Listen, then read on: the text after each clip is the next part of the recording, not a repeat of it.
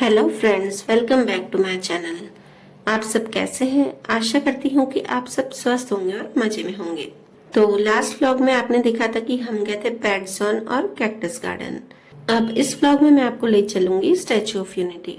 और जैसा कि मैंने आपको लास्ट व्लॉग में बताया था कि हमने 4 से 6 वाले स्लॉट में अपने टिकट बुक करवाई थी, तो हम यहाँ पे फिक्स 4 बजे पहुंच गए थे। और यहाँ पर सबसे पहले तो हमने पहुंचते ही बाहर बैग जमा करवाया, मतलब जो बैग हमको अंदर नहीं ले जाना था ना, वो जमा करवा दिया। क्योंकि अंदर खाने की चीज कोई भी अलाउड नहीं होती है, सिर्फ पानी ही अलाउड होता है। तो हमने बस एक बैग जो बड़ा वाला था ना ब्लैक कलर का, वो जमा करवा के उसके बाद जाते ही हमने सबसे पहले तो हमारे फोटोज क्लिक किए। और पता है यहाँ पर सबसे अच्छी बात क्या थी कि स्टैचू ऑफ यूनिटी बाहर से अंदर तक जाने के लिए एक्सीलेटर लगे हुए थे। और फिर अंदर जाते ही वहां पे पहले तो थे बहुत बड़ी लाइन, पर लाइन कब खत्म हो गई ना पता ही नहीं चला। एकदम फास्ट फास्ट सबकी चेकिंग करते हैं। यहाँ पर लेडीज की अलग लाइन थी और जेंट्स की अलग, और जो हमारे बैग थे ना साथ में, वो भी अलग ही चेक हो रहे थे। मतलब उनको बस वो मशीन पे रख दो और वहां से चेक करते हुए अपने आप निकल रहे थे। तो जो उनके रिलेटिव्स हो ना, वो उनको व्हील चेयर पे बिठाकर अंदर ले जा सकते हैं। और जो स्टैचू ऑफ यूनिटी की टिकट थी ना, वो भी हमने ऑनलाइन ही बुक कर दी थी, तो यहाँ पे हमको देर भी नहीं लगी। और फिर अंदर जाते ही यहाँ पे वॉशरूम्स बने हुए थे, तो बस हम फ्रेश फ्रेश होके फिर ऊपर जाने के लिए भी लाइन थी। और फिर इस लाइन के बाद आई है लिफ्ट, जो कि हमें ऊपर ले जाएगी 45th फ्लोर पर। और लिफ्ट में पूरे वर्ल्ड के जो बड़े बड़े स्टैचूज है ना, उनके पिक्चर्स लगे हुए थे, और वो कब बनाए गए हैं, उनकी हाइट कितनी है और कहाँ कहाँ बने हुए, वो सब लिखा हुआ था। तो जो सबसे बड़ा जो स्टैचू है ना, वो स्टैचू ऑफ यूनिटी है, और इसकी हाइट है 182 मीटर। और पता है हम लिफ्ट में इतना फास्ट ऊपर पहुंच गए ना, मतलब समझो ना 1 मिनट भी नहीं लगा हमको ऊपर पहुंचने में। और यहाँ से व्यू इतना अच्छा दिखता है ना, और यहाँ से सामने दिखेगा आपको डैम। और जहाँ पे हम गए थे ना बटरफ्लाई गार्डन, वहां पर तो डैम तो मैंने शूट किया नहीं था, बिल्कुल भी आपको दिखा नहीं सकी थी, तो यहीं पर ही देखिएगा। और यहाँ से छोटा से ही दिख रहा है बटरफ्लाई गार्डन लिखा हुआ।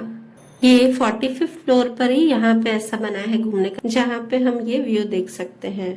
और मैं आपको यहाँ दिखाती हूँ कि ये अंदर से कैसा पूरा स्ट्रक्चर है इसका, स्टैचू ऑफ यूनिटी का।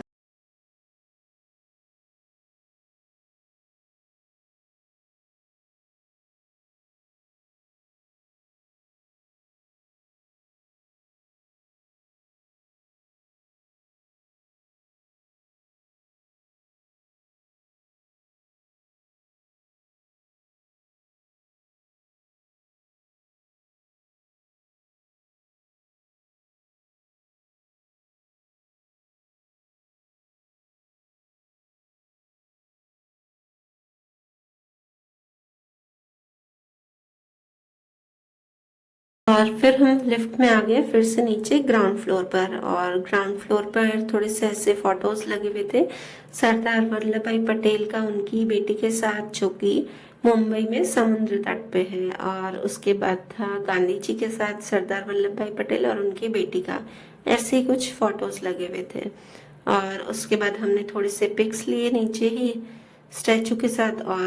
और नीचे इस तरह की स्क्रीन भी लगी हुई थी, वहां पर मोदी जी की स्पीच चल रही थी, और सरदार वल्लभ भाई पटेल के जो वीडियोस थे थोड़े से वो दिखा रहे थे। और इसमें बता रहे थे कि यहाँ के प्रोजेक्ट के बारे में, ये सब कैसे बनाया गया।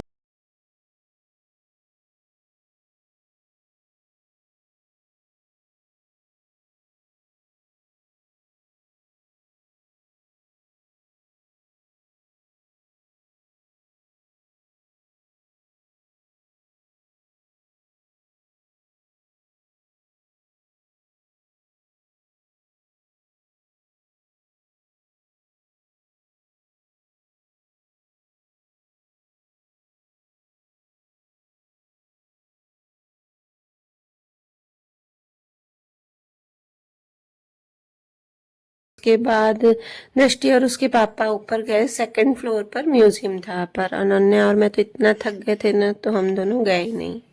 और फिर दृष्टि और उसके पापा जैसे ही आए नीचे, तो फिर हम गए बाहर की साइड, और वहां से फिर ऊपर छत पे गए। तो वहां से क्योंकि स्टैचू ऑफ यूनिटी का जो बाहर का स्ट्रक्चर पूरा होता है ना, वो दिखता है, तो ऊपर जाके भी हमने बहुत सारे फोटोज क्लिक किए।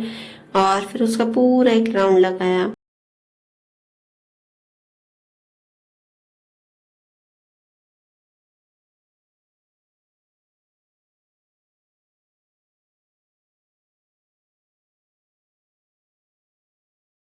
यहाँ से देखने में इतना बड़ा लग रहा था ना, और इतना अच्छा लग रहा था ना यहाँ से देखने में।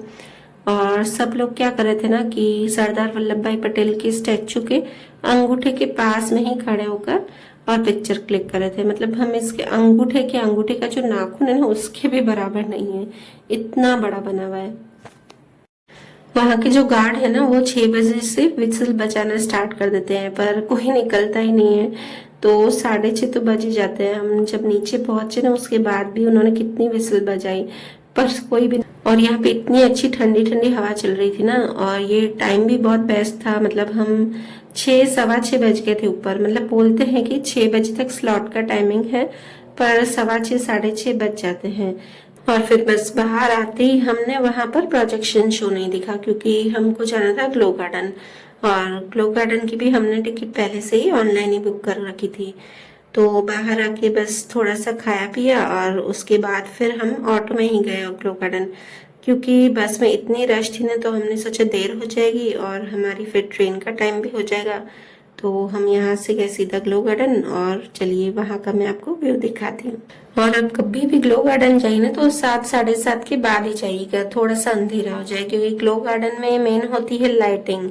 तो लाइटिंग के बिना तो ग्लो गार्डन में आपको कुछ भी नहीं मजा आएगा।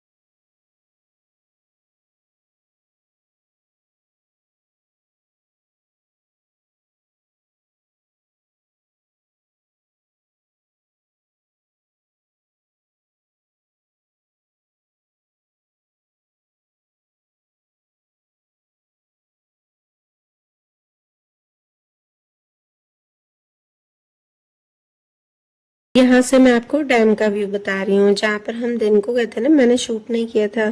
तो वहां पर भी रात को ही मजा आता है, क्योंकि वहां पर रात को होता है लाइट एंड साउंड शो, और यहाँ से वो अच्छे से दिखाई दे रहा है।